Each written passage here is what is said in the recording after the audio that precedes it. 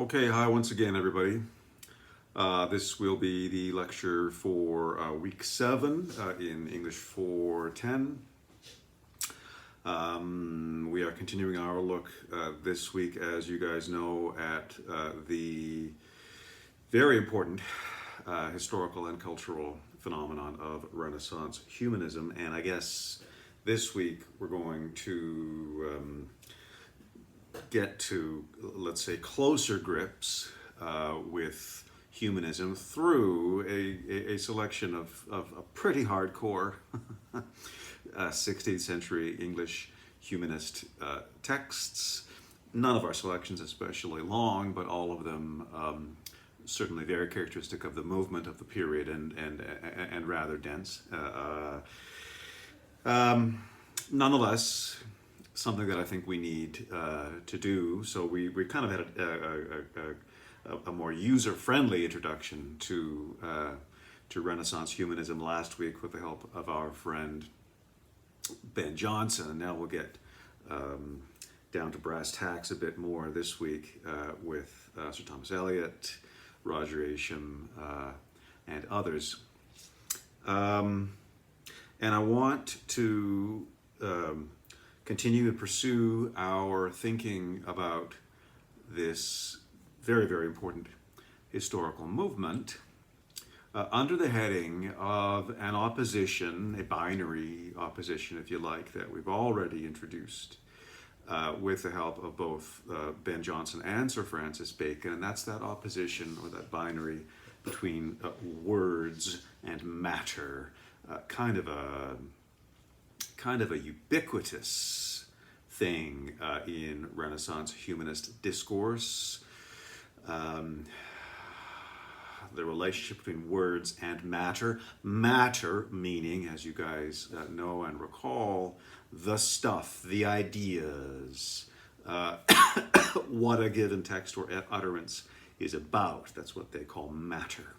The things that it is about. Words means words. It's the linguistic expression of matter in a text.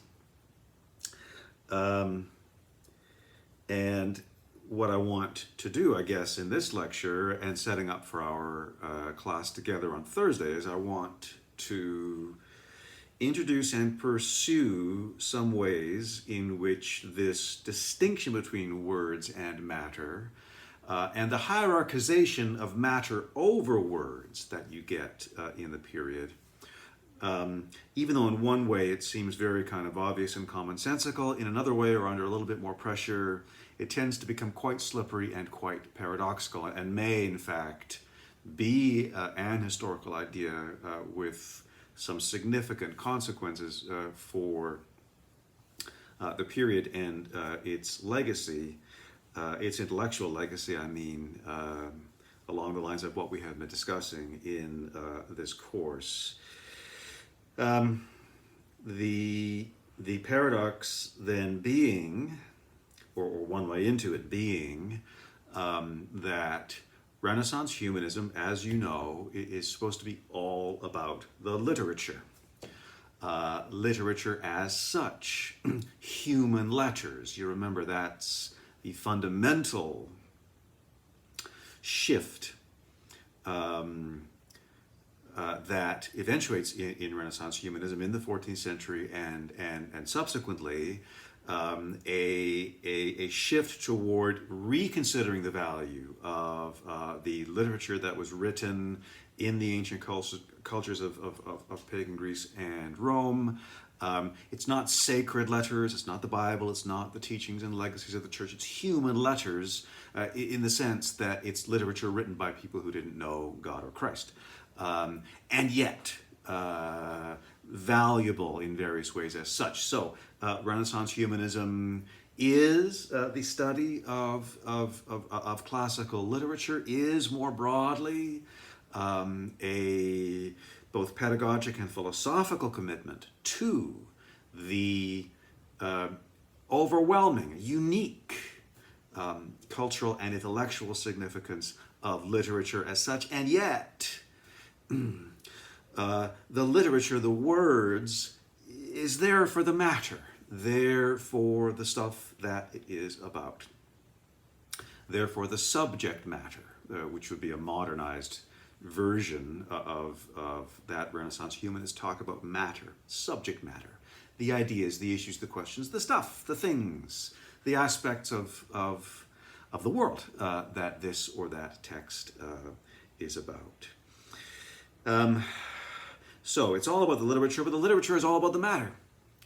And therefore, as it were, inevitably or ineluctably, the Renaissance humanist focus and interest comes to be all about the matter too, because that's what literature is about.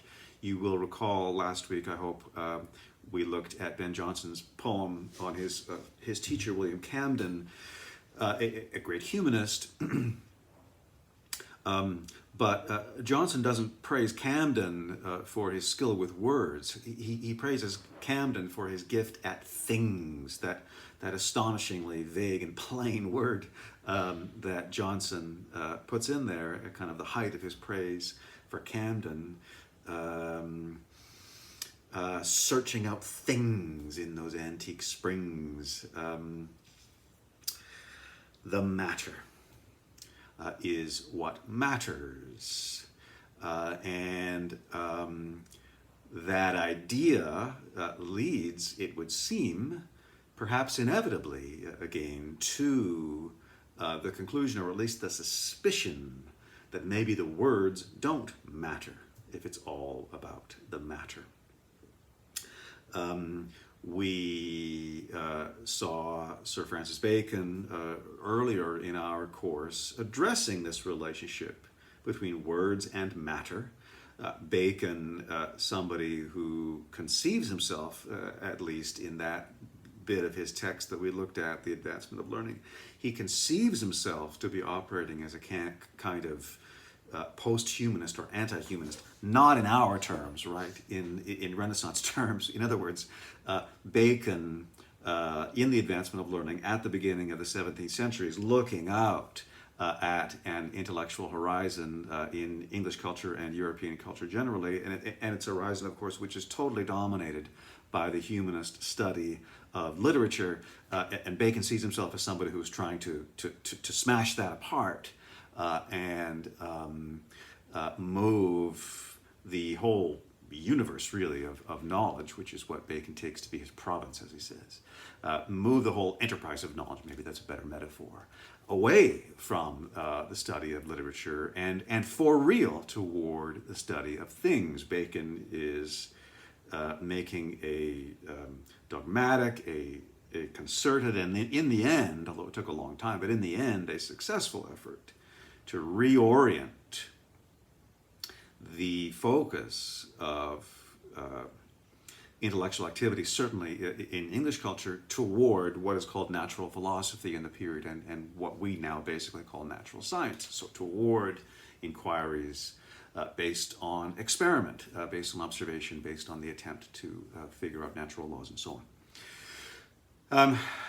So we saw Bacon in that vein, that kind of anti-humanist in the Renaissance sense vein, saying in The Advancement of Learning, the study of words is the first distemper or disease, the first distemper of learning, a very, very kind of hardcore Baconian attitude characterizing what would appear to be the humanist enterprise, the study of words, as pathological, as actually an intellectual disease.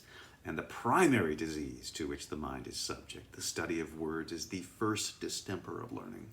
That's a Baconian a Baconian saying that will get endlessly repeated among Bacon's followers later in the 17th century, including in John Wilkins, with whose essay Towards a Real Character we began our course a number of weeks ago. And yet, that attitude that Bacon expresses is one that we will find in various ways being expressed within humanism itself, insofar as humanism itself experiences this inertia toward the study of matter within words, and indeed, insofar as Renaissance humanism tends to promulgate a theory according to which the whole point of studying literature is for the matter, the stuff, the ideas, the questions, the worldly insights, and so on. And to round out that point, we saw Ben Jonson last week quoting Bacon, and quoting him with full approval. It was well observed, he says, by the late Lord St. Albans, that's Bacon, that the study of words is the first distemper of learning. He quotes it word for word. And actually, so this is kind of a footnote, an intellectual history footnote, but potentially an interesting one. That literary theoretical stuff of Johnson's that we read last week, it's from the end of Johnson's life. Johnson died, I believe, in 1637. I'd have to check that. But in any case, he's gone actually before Bacon kind of becomes Bacon. It's really in the latter half of the 17th century that Sir Francis Bacon becomes the big guy.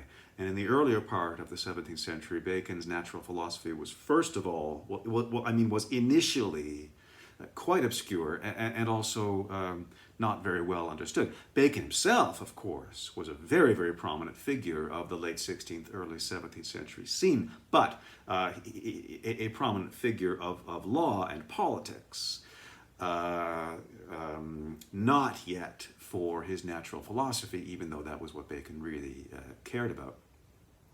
So I love this quote by King James. When Bacon brought out The Advancement of Learning, published The Advancement of Learning in 1605, James, who considered himself, of course, a humanist, prince, and a wit in his own right, James said of The Advancement of Learning, he said, his latest book, Bacon's latest book, his latest book is like the peace of God. It passeth understanding. Anyway, the point I'm trying to make in this footnote is it's actually not totally predictable that Johnson would be super familiar with Bacon in the 1630s, with Bacon's works, but he clearly is. So he has sought that out, the Advancement of Learning, in one of its versions, possibly its later Latin version of 1625, I guess it is.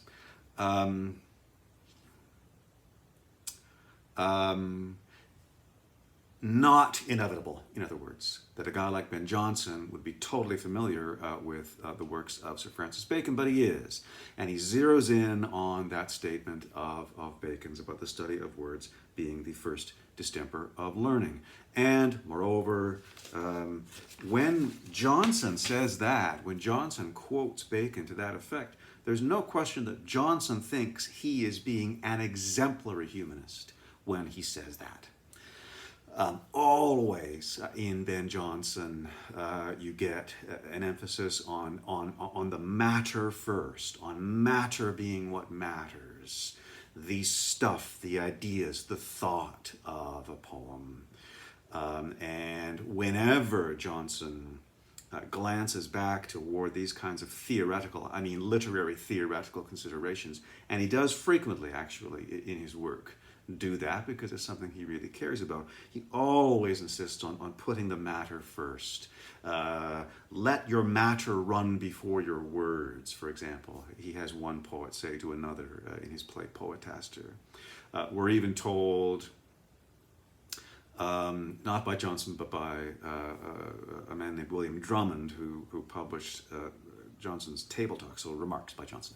We're even told that Johnson's practice as a poet was to work out his idea, his matter, or his invention, as they would also say in the period, to work out his idea or his invention first in prose, and then kind of wrestle it into poetic form as a matter of the appropriate decorum. And of course, even if we think of Johnson's style, his very, very, very plain style, about which, of course, as we discussed last week, Johnson is very proud, and to which he is very powerfully and profoundly committed. But the plainness of Johnson's style itself functions, I think we'd have to say, as a kind of constant signpost away from the words and toward the matter. There's very little in a Johnson poem at the rhetorical or stylistic level that makes you get distracted or caught up or want to pause there. So you don't find in Johnson those kinds of incredibly golden phrases that you get in Shakespeare that just make you wish that you could live all day reading that one line, right? Bare ruined choirs where late the sweetbird sang, or whatever. You don't get that in Johnson. You don't get in Johnson's poems the kind of astonishingly complex and fascinating thoughts that you get in a poet like John Donne, who can make you feel as though you want to spend all day, with your fingers stuck in the puzzle of his logic. No, in Johnson, the words are there to point you to the matter. So again, it's quite slippery and quite surprising, and I hope quite interesting. When Bacon in The Advancement of Learning, sort of throws away words, I'm exaggerating, of course, but when Bacon in The Advancement of Learning dumps on words at the expense of matter, study of words is the first distemper of learning. When Bacon says that, he conceives himself to be speaking in a way that is anti-humanist in the period sense. When Johnson says exactly the same thing, he conceives himself to be acting as an exemplary humanist. So we have here a kind of unresolved problem within Renaissance humanism itself. The problem being how Renaissance humanism actually thinks about the relationship between words and matter, and that is to say, again, the relationship between the text as such and what the text is about.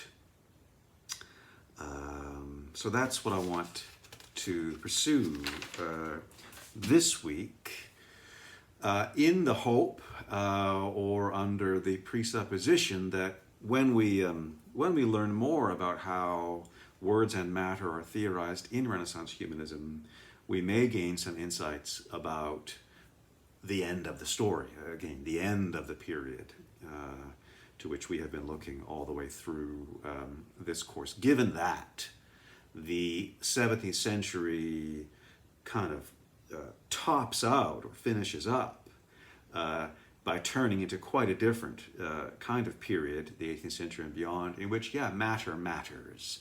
That's the world of Wilkins. That's the world of the natural, of the Royal Society.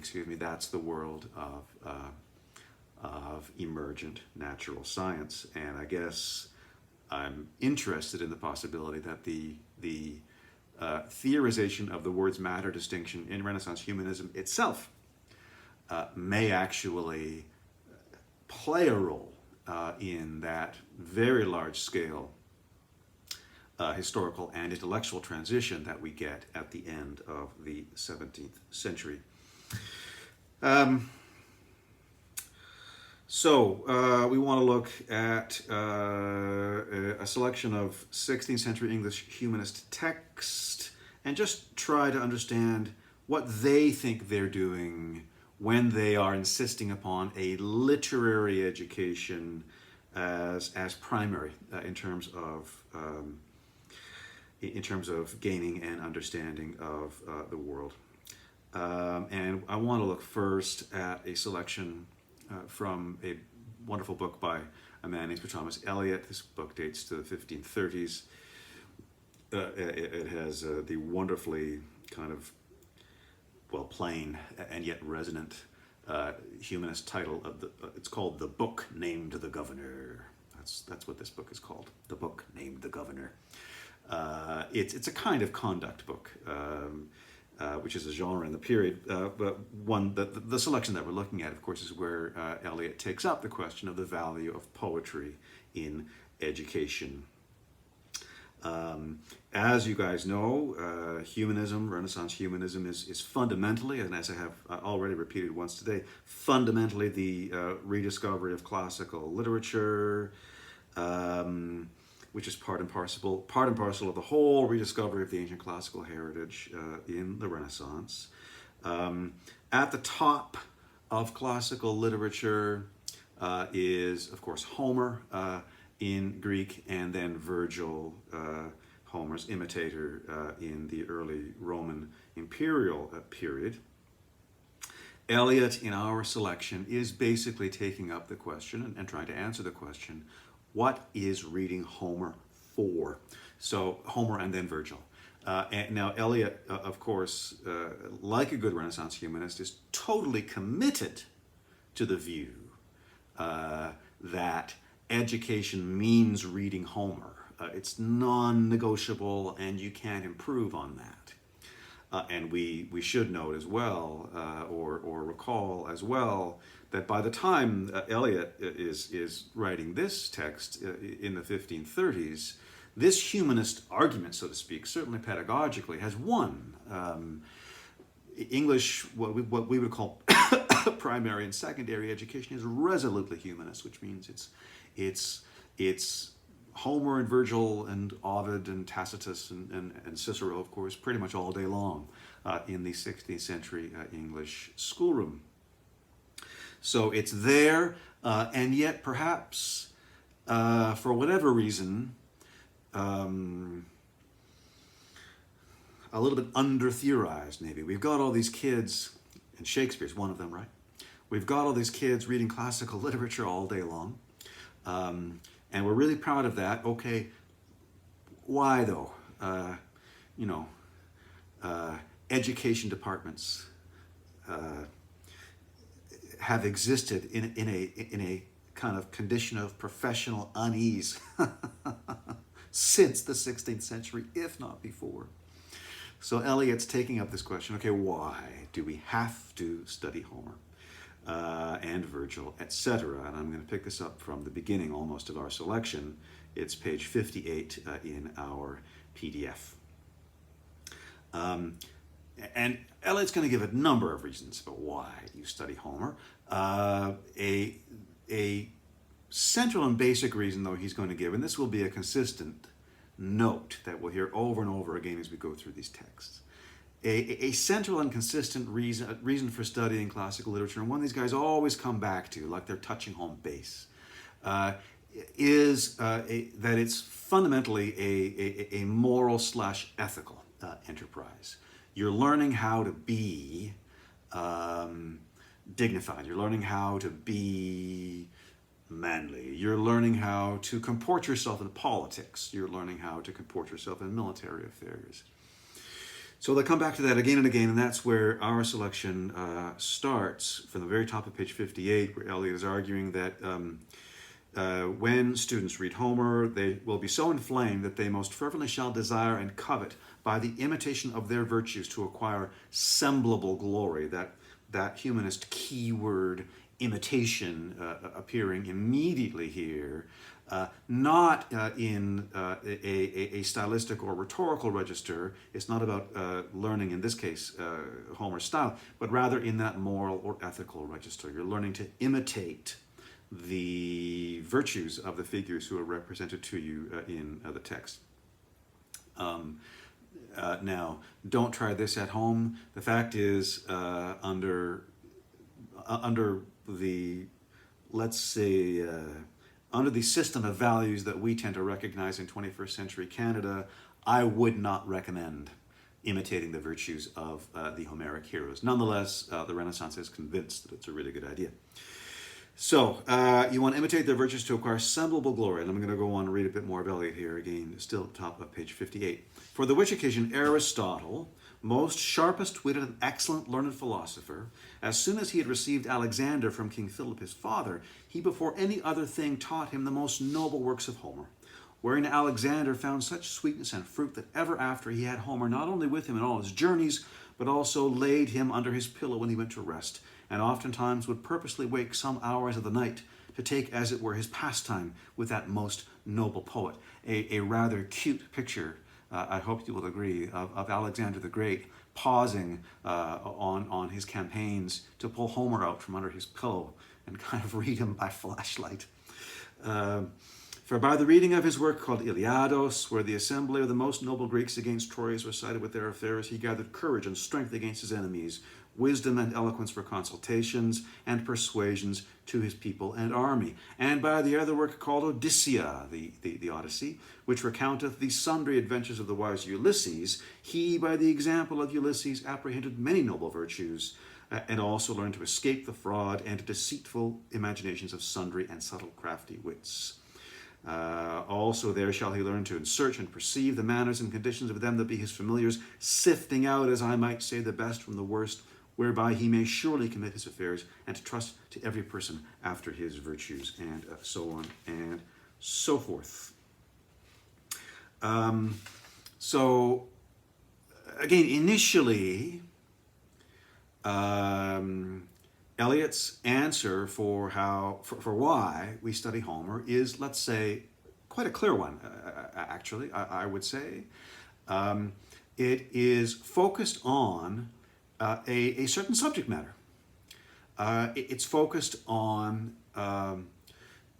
moral, civic, political training. It's focused on becoming a leader, learning how to manage your familiars, so your advisors, your assistants. It's learning how to comport yourself vis-a-vis your enemies. It's learning how to be manly and dignified and all that stuff.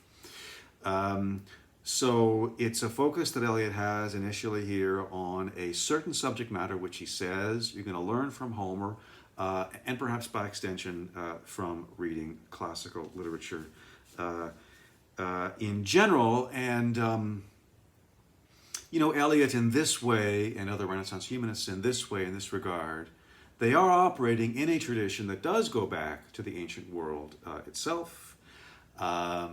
If we find our way back to the schoolrooms of classical Athens or the schoolrooms of certainly Republican Rome, we're going to find young people, mostly young men, studying literature and rhetoric under a kind of explicit idea that they are thereby gaining a training which will allow them to operate in the world of business and of politics. So an ancient tradition, and again, quite a clear one, really, but it is, if we scratch away the specifics, so to speak, of the subject matter that Eliot says we're going to get from Homer, this political and moral stuff,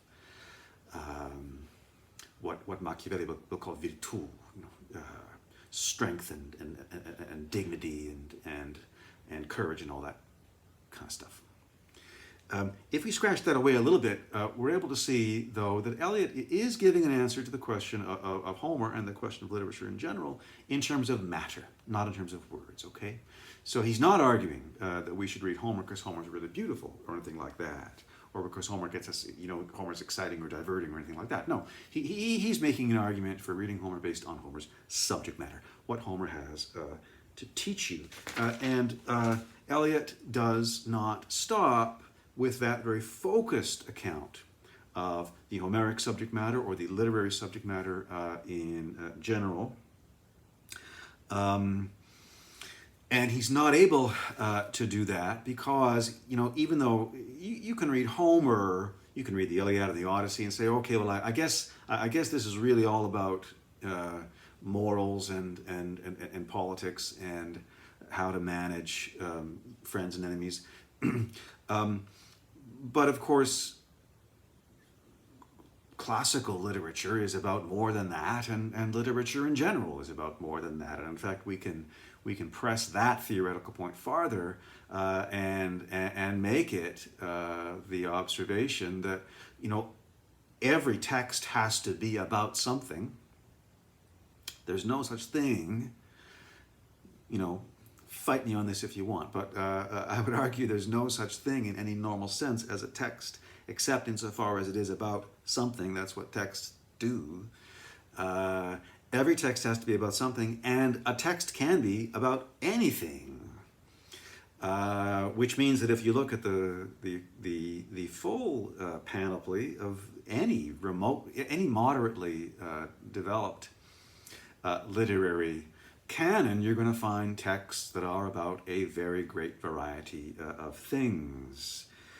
And this, in fact, is a difficulty, perhaps we could call it a conundrum even, of how we are to think about or theorize literature, with a conundrum that it already appears in the ancient world. It already appears in Plato, in several of Plato's dialogue, notably the Ion and, of course, the Republic. And it works like this, this difficulty or this conundrum. Take Homer, or if you want, add in Virgil, which Eliot does. But in Plato, it's focused on Homer.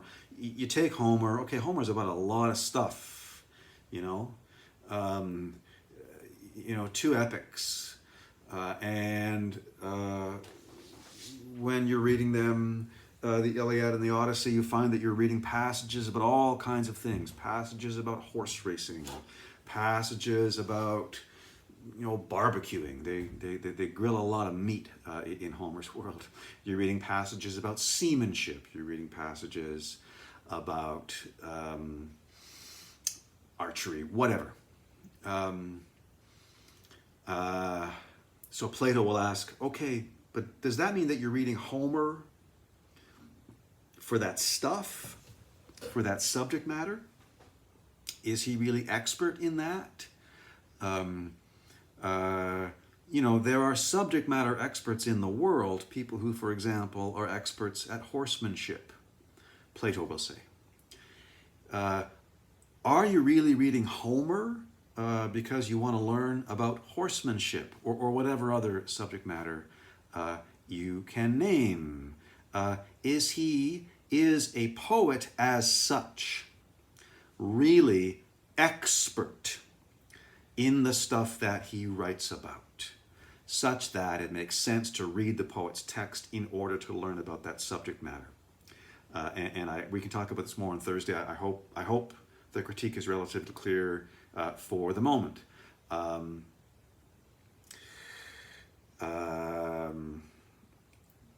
But I'm just going to go through it one more time in hopes of making it as clear as I can. Again, for the moment, Plato will point out, and this really bugs Plato, actually. I think it's quite fascinating. Plato will point out, look, if you're sick, you go to somebody who's an expert in healing sickness, right? And who is that? Well, that's obviously the doctor. You don't read Homer, do you, to figure out how to heal yourself if you're sick? So, a conundrum of the relationship between the literary text and the stuff that it is about, its matter or its subject matter. Are you really reading Homer? Are you really reading Virgil because of the stuff in the world that it tells you about? Now, Eliot, very interestingly and remarkably, I think, answers this question. And he answers it, yes. For Eliot, to read Homer and to read Virgil is precisely an activity that is validated, so to speak, from the side of the subject matter. And Eliot, accordingly, kind of grasps this nettle of Renaissance humanism such that he is led into a kind of theory of what a poet is, according to which a poet is a kind of universal or quasi-universal expert, knows about everything he writes about. And that's why you read him for the stuff he writes about. So we'll continue with Eliot on page 59 in our PDF. Here, Eliot has switched from talking about Homer to talking about Virgil. And of course, we need to keep in mind that Eliot's primary motivation here, again, is pedagogical. He's not really trying to do literary theory, not really trying to do philosophy. He's trying to give an account of the role of poetry in education. And he's arguing here for, at this point in his discussion, I mean, he's arguing, he's giving an account, actually, I'll say, of the usefulness of Virgil specifically for the education of young children. So that's the That's the specific concern that he has at this point. Because he's like, well, Homer, it's really, really great, and Virgil's Aeneid too. However, I gotta admit that these are long and difficult texts, and keep in mind, please, that when Eliot is talking about who's getting educated by Homer and Virgil, he's talking about actually children, 8, 9 years old. That's the vision of the humanist classroom that he has. So he says here, okay, well, to read the Iliad and the Aeneid and stuff like that, that's a bit tough on kids. I'm going to admit that. But look, Virgil has these other briefer and easier texts. One of Virgil's pastoral poetry.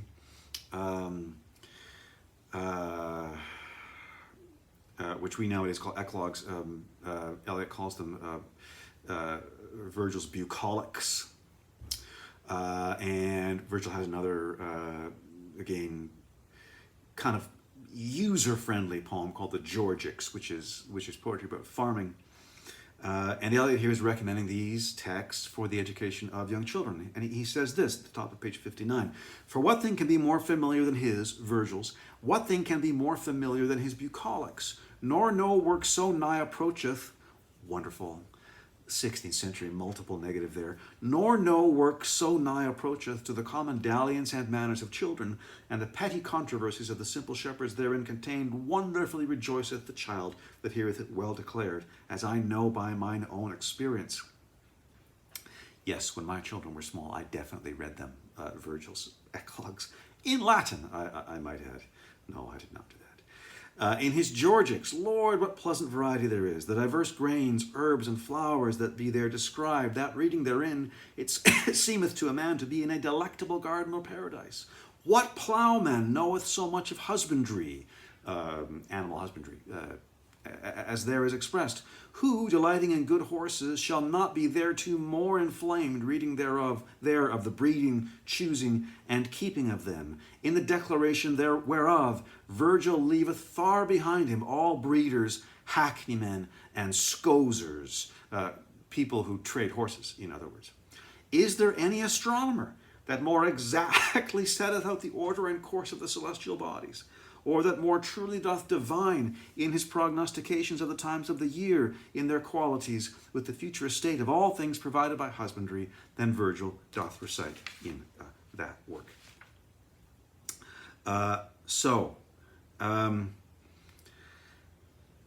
Eliot grasps that nettle of the subject matter, again, as I said. So if Plato's Socrates, if we imagine Plato's Socrates kind of being there questioning Eliot, are you really telling me, Sir Thomas, that we read this guy Virgil for his subject matter? Eliot is going to answer yes. And if the question is, are you really telling me that Virgil, can teach me more about astronomy than an astronomer can? Eliot says yes. Are you really telling me that I can learn more about, breeding and trading horses than I can from Virgil, than I can from people whose actual day job, is breeding and training horses?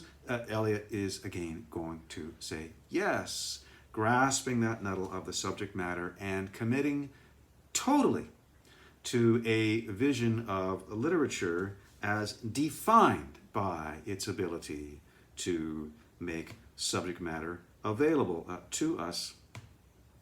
And later in Eliot's text, which I'll finish up with now fairly briefly, I'm looking at page 62, 63 in our PDF. This account of humanism from the side of the subject matter, not from the side of the words. This account that Eliot is giving is then extended into his whole account of what eloquence is, about which he has quite a bit to say. And I won't read it because it's taking too much time, but basically it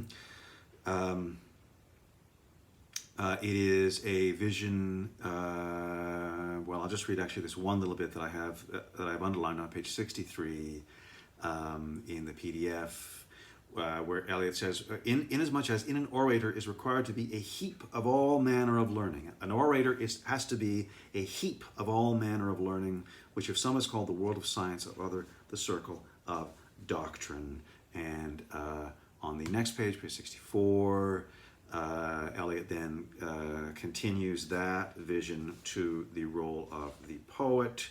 It is a vision of the poet as almost universally informed, quasi-universally expert in more or less each and every subject matter, and that's why you read the poets, because they know what they are talking about, no matter what they are talking about.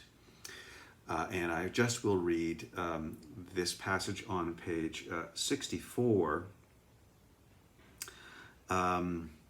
where Eliot invokes two differing conceptions of and names for a poet. And Sir Philip Sidney, in his much more famous Defense of Poesy, does something very, very similar a generation later.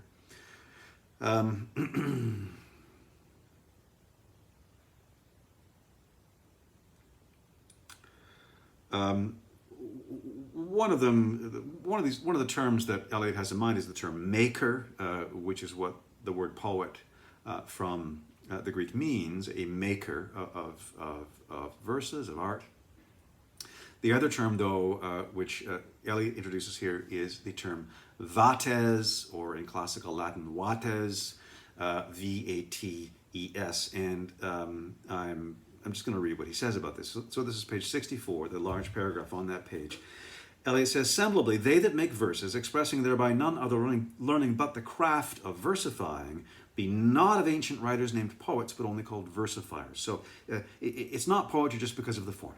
If you're just making stuff rhyme, no, that doesn't make you a poet. You're just a versifier.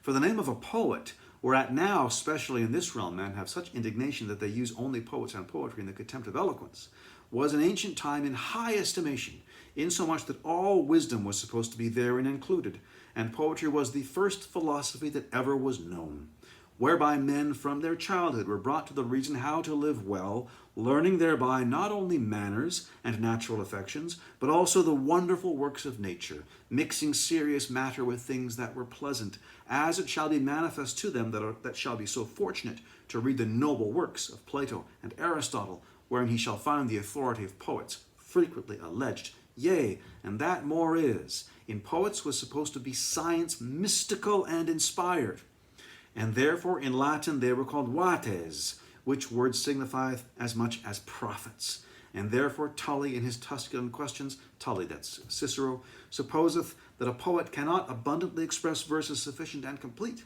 or that his eloquence may flow without labor words well sounding and plenteous, without celestial instinction, divine inspiration, in other words, which is also by Plato ratified. And I'll pause there. So we've been talking so far about this words matter distinction. We've been talking about the powerful inertia within Renaissance humanism toward the idea of matter as what matters about literature rather than the words. And we've seen how that vector, that tendency, leads into a kind of difficulty, a kind of conundrum of expertise, according to which it would appear that if you're reading a poet for his matter, well, the poet has to be an expert in that matter, no matter what it may be. And from there, we get this picture, which Eliot is giving us, of the poet as a kind of universal subject matter expert. The guy you go to learn about whatever he talks about, whether it's dentistry or disco dancing or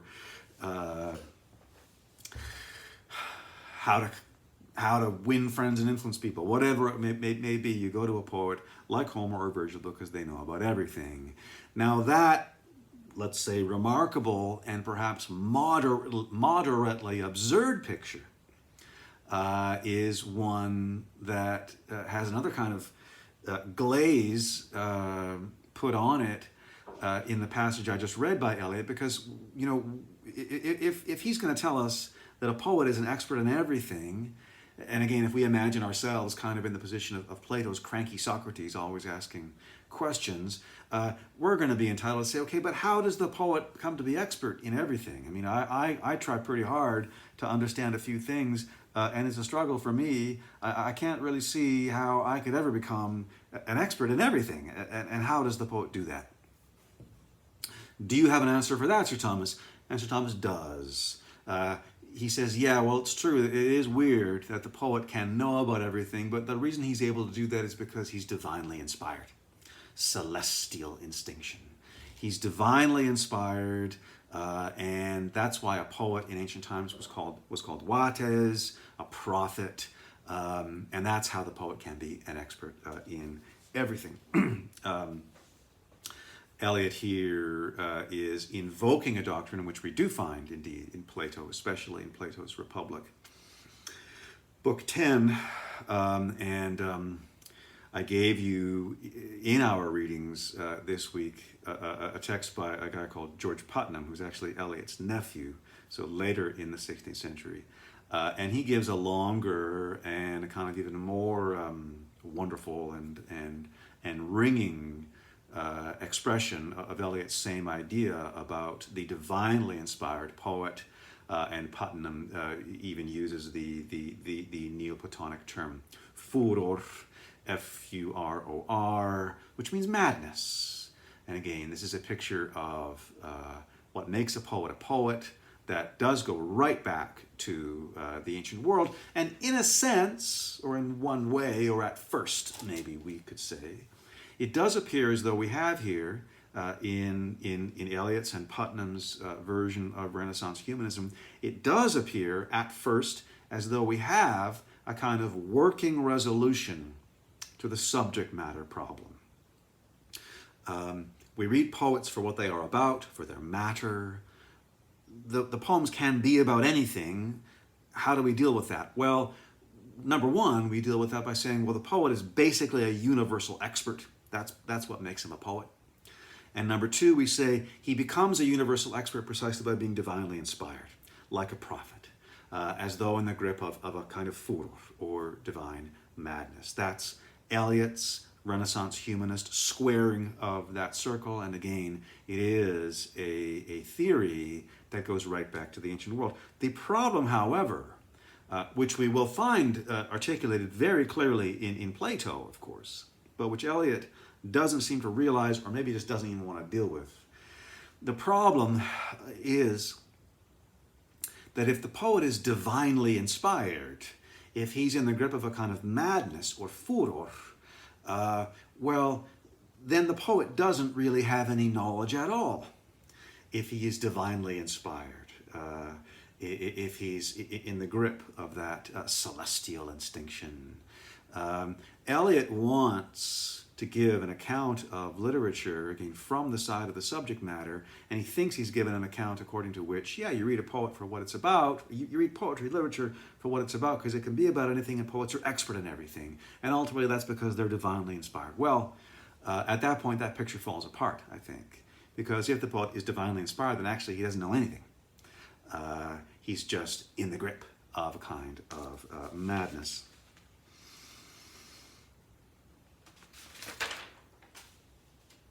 So we're left really with the problem that we started with. Renaissance humanism, it begins, as we've said, in a turn to human letters. It begins in a recognition that you're missing out if you're not reading, studying Homer, Virgil, etc. And this is fundamentally for Renaissance humanism a question of the matter, of the stuff that these texts are about. In its fullest articulation, that theory of literature as defined by its subject matter leads to the kind of problem that we just saw in Eliot. And fundamentally, it also means that we haven't really moved beyond the question that we started with today. If we have that words matter distinction, And if it's matter that matters, well, why do we need the words? Why do we need that study of literature after all? Okay, I want to go on now in the remaining part, I guess, or for most of the remaining part of this lecture, and look at our little text, our little selection by Roger Ascham on imitatio, or imitation. So this is about 40 years after Eliot's text, and we can, for our purposes at least, we can approach Ascham as, in a sense, giving an answer to this problem, the problem of the words matter distinction and the hierarchy of matter over words. In a sense, giving a problem, I say. I would not suggest that the contributions that Ascham has for us here are totally clear. Quite the contrary, I think they require further unpacking. And that's work for us to do together on Thursday, but I think it's work worth doing. So what I want to do now is try to get on the table these packages from Ascham that we may be able to work with further. So the kind of answer that I think we can hear Ascham giving in this text involves a kind of insistence on the unity of words and matter. An insistence that, no, they always go together, never appear one without the other. So from the beginning of our text,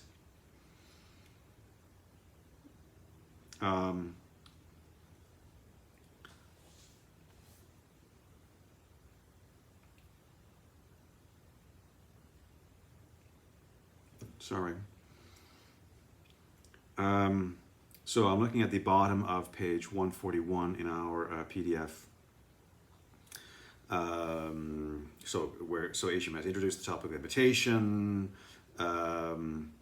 He is recognizing that if you're brought up in a rude country, you'll speak rudely and various things. But the last paragraph here on page 141 is the one I want to read. Ascham says, "Yet nevertheless, the rudeness of common and mother tongues is no bar for wise speaking. For in the rudest country and most barbarous mother language, many be found that can speak very wisely. But in the Greek and Latin tongue," so this is where he really gets going, "in the Greek and Latin tongue, the only two learned tongues which be kept not in common talk, but in private books, we find always wisdom and eloquence, good matter and good utterance, never or seldom asunder. For all such authors as be fullest of good matter and right judgment in doctrine, be likewise always most proper in words, most apt in sentence, most plain and pure in uttering the same." Hardcore Renaissance humanist stuff here. I want to go on to the next page, page 142, and read a bit more. Ascham says, "And contrariwise, in those two tongues, Greek and Latin, all writers, either in religion or any sect of philosophy, whosoever be found fond," dumb, crazy, whosoever be found fond in judgment of matter, be commonly found as rude in uttering their minds. For Stoics, Anabaptists, and friars, with epicures, libertines, and monks, being most like in learning and life, are no fonder and pernicious in their opinions than they be rude and barbarous in their writings. They be not wise, therefore, that say, What care I for man's words and utterance, if his matter and reason be good?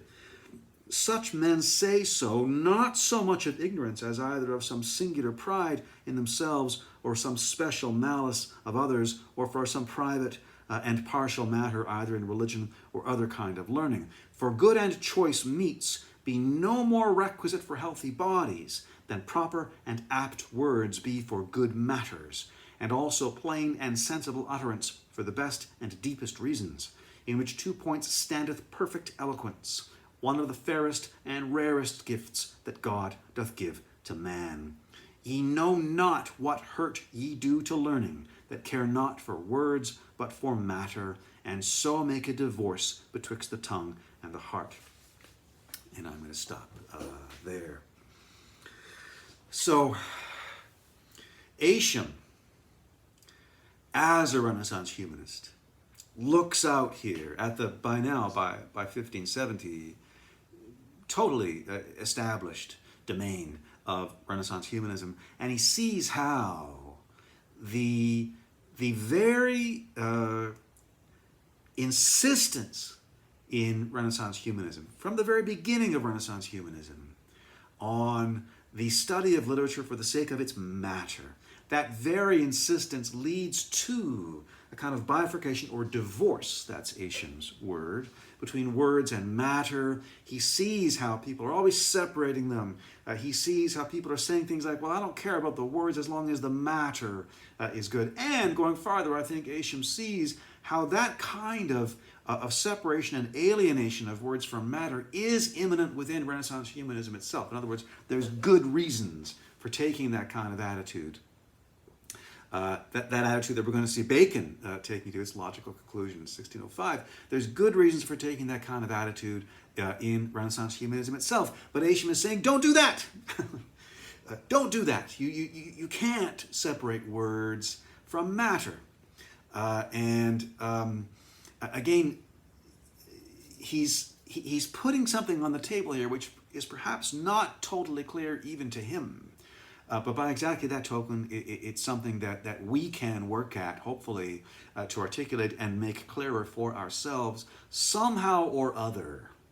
Ascham has and is expressing an insight that alienation of words from matter is bogus. It's misleading. You can't separate the two. They always go together. And I guess he's calling upon us to try to understand this, as he perceives it, this necessary unity of words and matter, rather than to fall into the trap, so to speak, of separating them and hierarchizing the one over the other. Fundamentally, I guess, the kind of insight that Ascham is having here and trying to express here is consistent not necessarily with imitation, which is his big topic in this text, but actually with the other really big Renaissance humanist key term that we learned about last week, and that term is decorum. Remember? The fitting of words to matter, of style to subject matter or topic. And Ascham's having an insight here according to which there always has to be that fit between words and matter, precisely so that you can grasp or understand the matter. And I think that's a very cool insight, actually. Although, again, it's one that I think Ascham himself is not really able to enforce or explain in this text. For the most part, he is not able to do much more than kind of insist upon it and repeat it.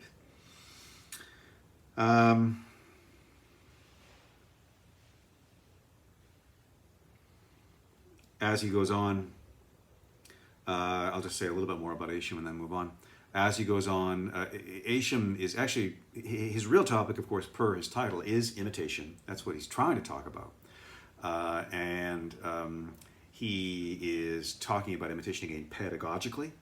And he recommends a kind of comparative literature approach in the Renaissance humanist schoolroom, according to which he wants you to get your students to sit down, with Virgil and Cicero and Ovid and Homer and so on, and he wants you to identify passages in these different writers which are kind of about the same stuff, same kinds of events or issues, same subject matters. And he wants you to see how they treat them differently, the different words and expressions that they use for dealing with this or that subject matter.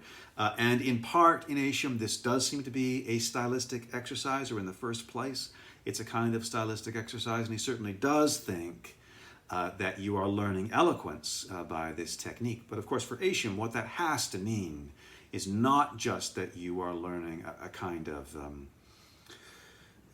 superficial rhetorical skill. Eloquence for Ascham, as a good Renaissance humanist, itself has to be rooted in command of subject matter. But again, so he has this insight about the unity of words and matter. It's a very, very kind of tantalizing one, but one perhaps that Ascham is not really able to enforce or explain.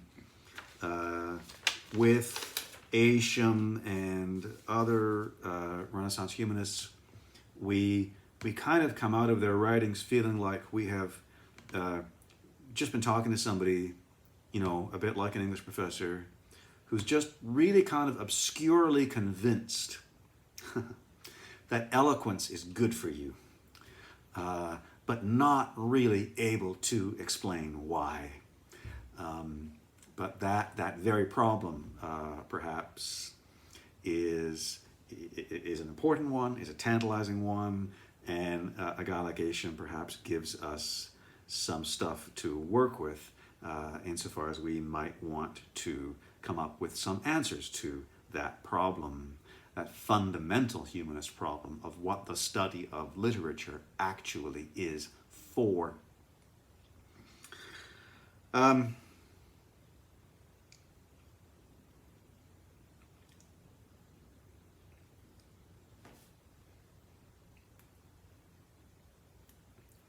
The bad news is, we don't know.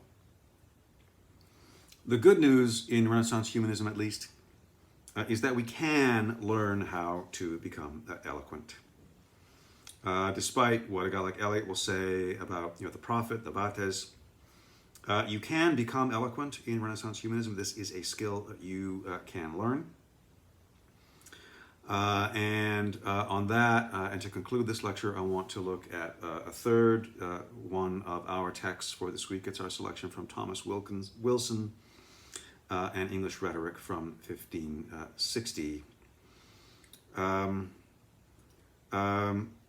So, eloquence, a really big deal according to Renaissance humanists. The biggest deal there is. They can't quite explain why it's such a big deal. But they actually do think that they can tell you how to become eloquent. And this is kind of a shift in our look at Renaissance humanism. We're now going to start talking about the idea of rhetoric in Renaissance humanism, a technology of language which will allow you to attain this thing, eloquence, which in Renaissance humanism, as we've said, is just such a big deal. So we'll turn to Thomas Wilson just to wrap up this lecture. And I want to begin actually by reading the opening of Wilson's text because it's pretty amazing. He says, so this is page 73 in our PDF. Bottom of page 73. Wilson says,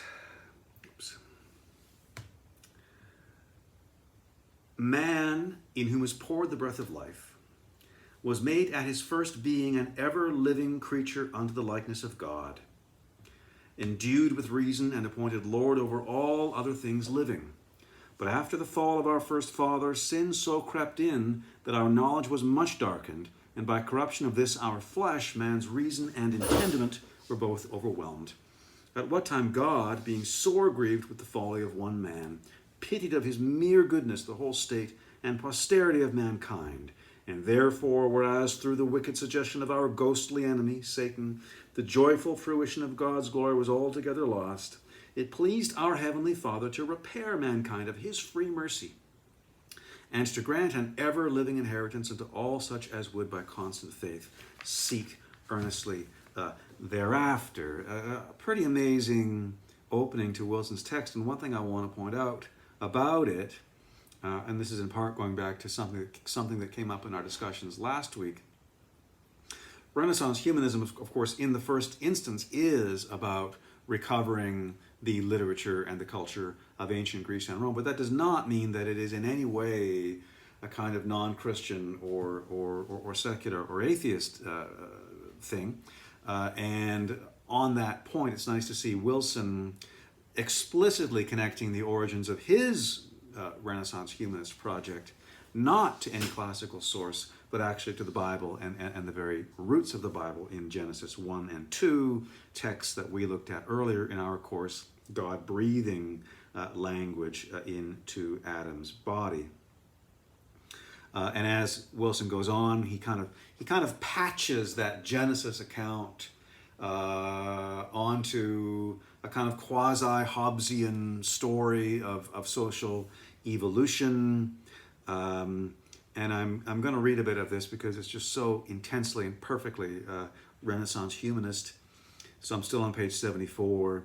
Wilson writes, "Long it was ere that man knew himself, being destitute of God's grace, so that all things waxed savage, the earth untilled, society neglected, God's will not known, man against man, one against another, and all against order. Some lived by spoil, some like brute beasts grazed upon the ground, some went naked, some roamed like woodwoses," which means crazy forest people. Woodwoses, crazy people. "None did anything by reason, but most did what they could by manhood, strength, power. None almost considered the ever-living God, but all lived most commonly after their own lust. By death they thought that all things ended, by life they looked for none other living. None remembered the true observation of wedlock, none tendered the education of their children, laws were not regarded, true dealing was not once used. For virtue, vice bare place, for right and equity, might used authority. And therefore, whereas man through reason might have used order, man through folly fell into error." And I'm going to skip down to the next paragraph. "And therefore, whereas men lived brutishly in open fields, having neither house to shroud them in, nor attire to clothe their backs, nor yet any regard to seek their best avail, these appointed of God, God's ministers, called them together by utterance of speech, and persuaded with them what was good, what was bad, and what was gainful from mankind. And although at first the rude could hardly learn, and either for strangeness of the thing would not gladly receive the offer, or else for lack of knowledge could not perceive the goodness, yet, being somewhat drawn and delighted with the pleasantness of reason and the sweetness of utterance, after a certain space they became through nurture and good advisement of wild, sober, of cruel, gentle, of fools, wise, and of beasts, men." Quintessential Renaissance humanist talk there. "Such force hath the tongue, and such is the power of eloquence and reason, that most men are forced even to yield in that which most standeth against their will. And therefore the poets do feign that Hercules, being a man of great wisdom, had all men linked together by the ears in a chain, to draw them and lead them even as he lusted. For his wit was so great, his tongue so eloquent, and his experience such, that no one man was able to withstand his reason, but everyone was rather driven to do that which he would, and to will that which he did, agreeing to his advice, both in word and work, in all that ever they were able." So we go in Wilson to this other vector, let's say, this other area of Renaissance humanism, which is the vector of the teaching of rhetoric. As I said earlier, even if humanists like Ascham and Eliot and Putnam are not totally able to explain why they think eloquence is such a big deal. Even though that's a problem in Renaissance humanism, what they are able to do, they think, is teach you how to be eloquent. It is a skill that you can acquire in Renaissance humanism. And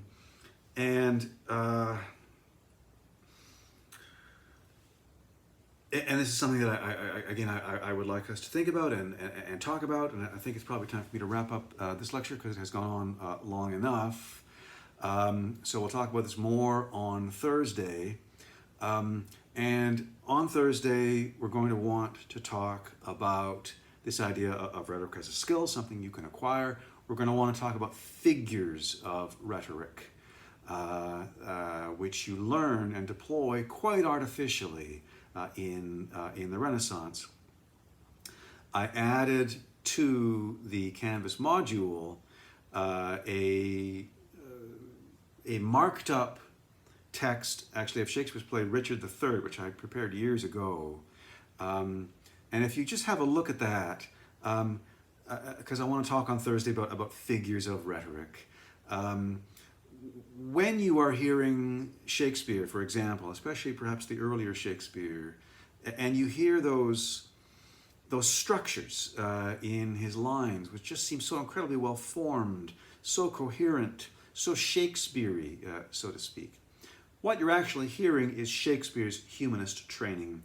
You're hearing Shakespeare's training in the figures of rhetoric, patterns of words, and he's using them and deploying them very explicitly and very artificially.